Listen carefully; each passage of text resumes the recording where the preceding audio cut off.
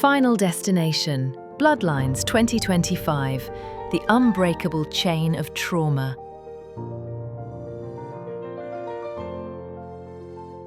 Some fears are universal. The fear of heights, of fire, of the sudden random accident that rips through the fabric of our lives. The Final Destination franchise has always been a master of this fear, turning the mundane into a canvas for cosmic, Rube Goldberg-esque horror. But what if the design isn't random? What if the threat isn't a freak accident, but a family curse? What if the most terrifying thing in the world is not the fate that awaits you, but the one you were born into?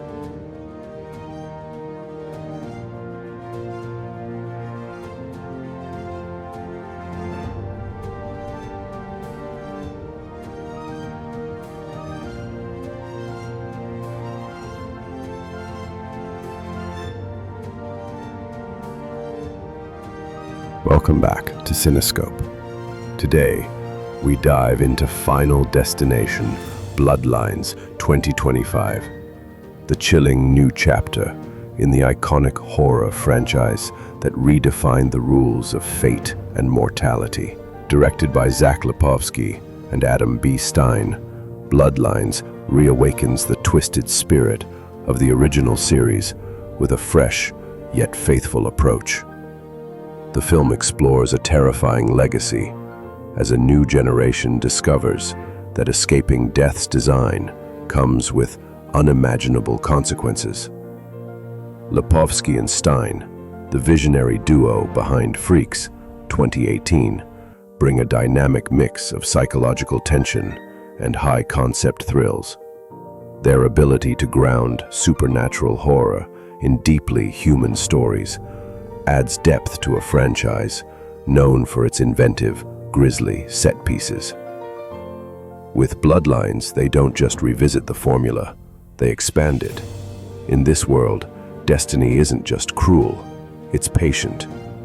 And in Final Destination Bloodlines, it's back with a vengeance.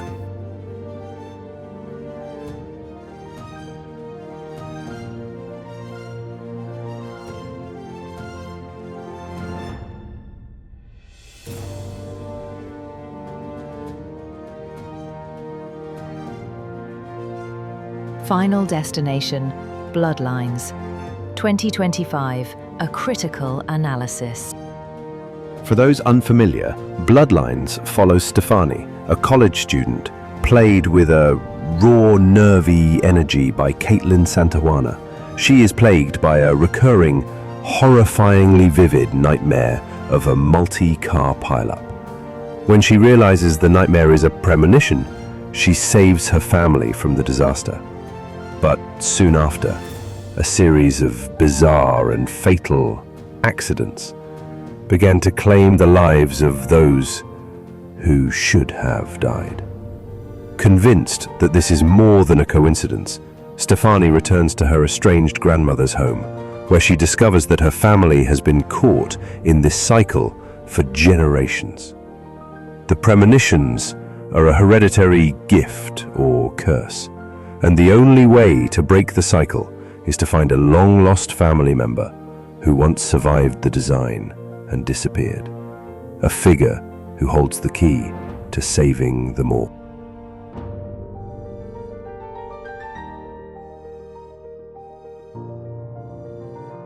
Part 1. The director's vision, from spectacle to folk horror. The directing duo of Lipovsky and Adam B. Stein, known for the contained thriller Freaks, bring a radically different sensibility to this franchise. As the critics, in the language and style of film criticism, would argue, a director's style is their argument. Their argument here is that the true horror is not external, but internal, rooted in family history and psychological decay. They shift the genre from supernatural spectacle to a form of intimate American folk horror.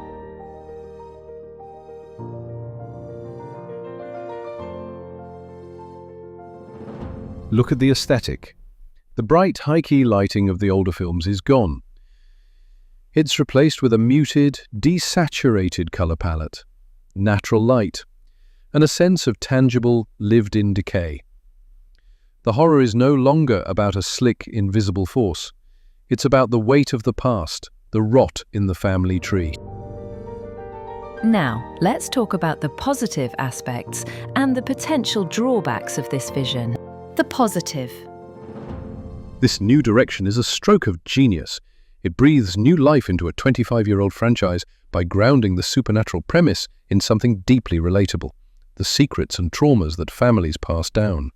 The folk horror elements, the generational curse, the strange family rituals, the isolation of the old family home, make the film feel more atmospheric, more unsettling, and ultimately more terrifying than any of its predecessors. The drawback. However, this shift may alienate some longtime fans of the series. The film is far more interested in psychological dread and slow-burn tension than it is in delivering inventive, Rube Goldberg-style death sequences every 10 minutes. While the deaths are still present and brutal, they are less the focus. The spectacle is secondary to the story. Accoutumats fam Rube scores for viewers coming in expecting the fast-paced, almost darkly comedic thrill ride of the earlier entries.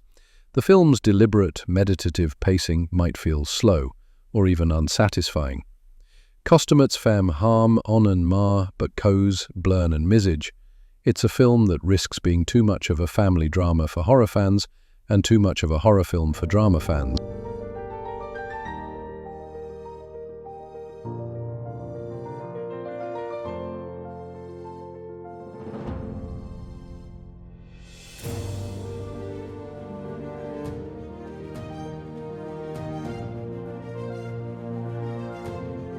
Part 2. The haunted gaze, cinematography and subjectivity. The cinematography in Bloodlines is designed to put us directly inside Stefani's fracturing mind. The camera is not an objective observer of events, it is a subjective participant in her trauma. The film makes brilliant use of perspective. The premonition sequences are not just quick-cut montages of chaos, they are long, immersive, first-person nightmares. This subjective approach extends to the rest of the film. The camera often stays comfortably close to Stefani, creating a sense of claustrophobia. The world is often seen slightly out of focus except for the one object that will become the next link in Death's chain. This use of rack focus is a key narrative tool.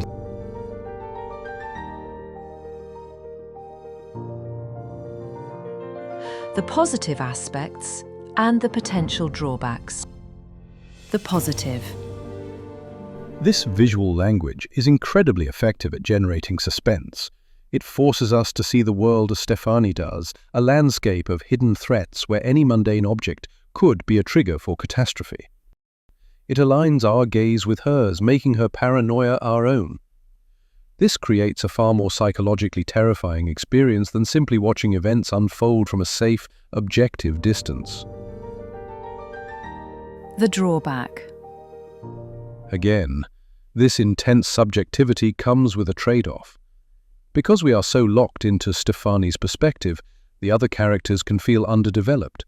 We see them primarily through her worried, paranoid gaze. Her family members, especially her brother played by Tio Briones, sometimes feel less like fully realized characters and more like potential victims in Stefani's nightmare. Their agency is limited because we are trapped within her subjective experience of the curse.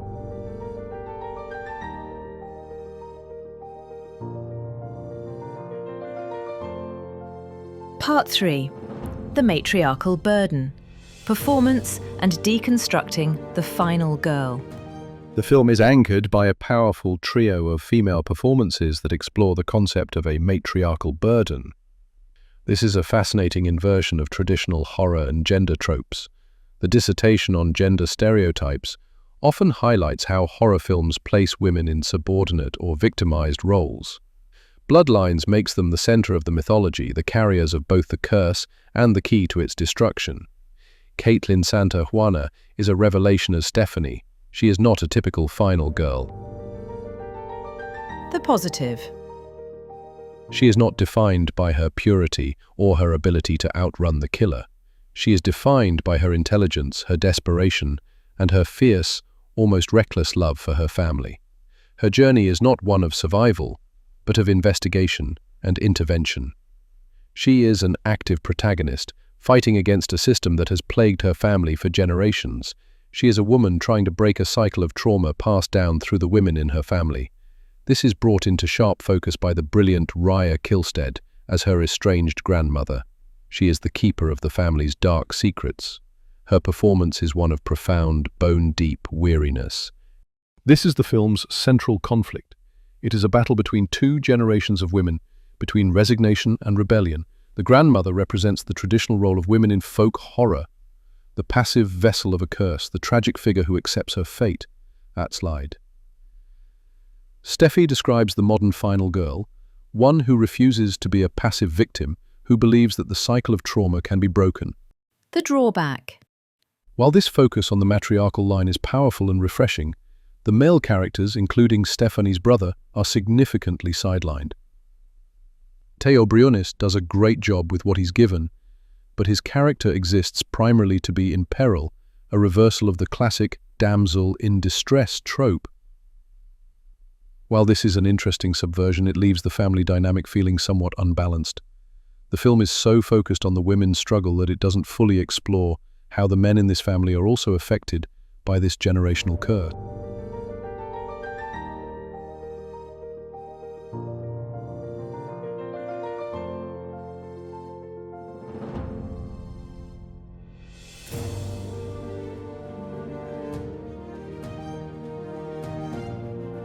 The soundscape of Bloodlines is what will truly stay with you. The sound design is a masterclass in making the mundane terrifying. The positive.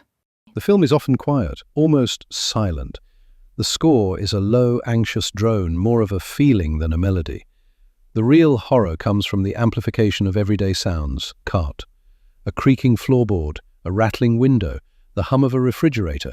Every sound is layered with a sense of menace. The sound design trains us to listen to the world with a heightened sense of paranoia. Squealan loud. Loud musical stings do not punctuate the death sequences. Quote, loud. They are often preceded by a sudden, total silence. This use of silence is incredibly powerful. Squealan pound. It's the sound of the universe holding its breath. Can't squealan.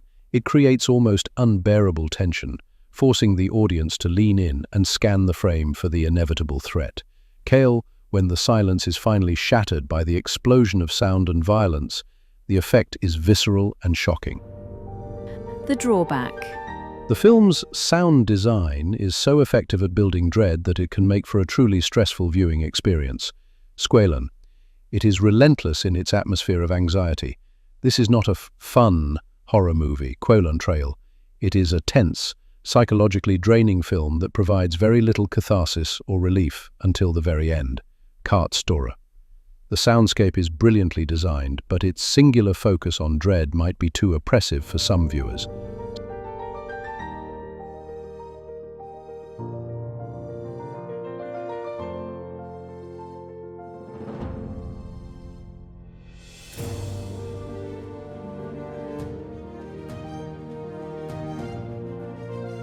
Conclusion. The inheritance of fear.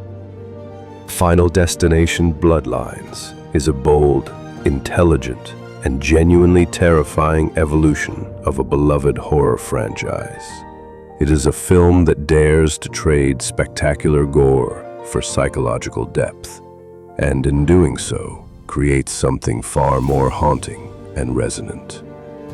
The directors have crafted a masterful piece of folk horror that uses its supernatural premise to explore the very real horror of inherited trauma, anchored by a stunning lead performance from Kaitlyn Santa Juana.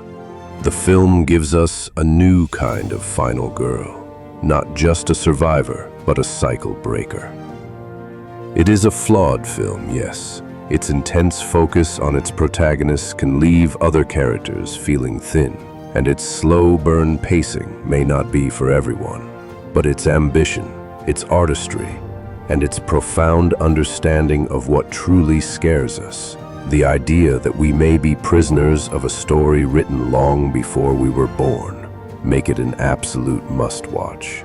It is a film that suggests the most terrifying monster is not the one hiding in the shadows, but the one hiding in your own family tree.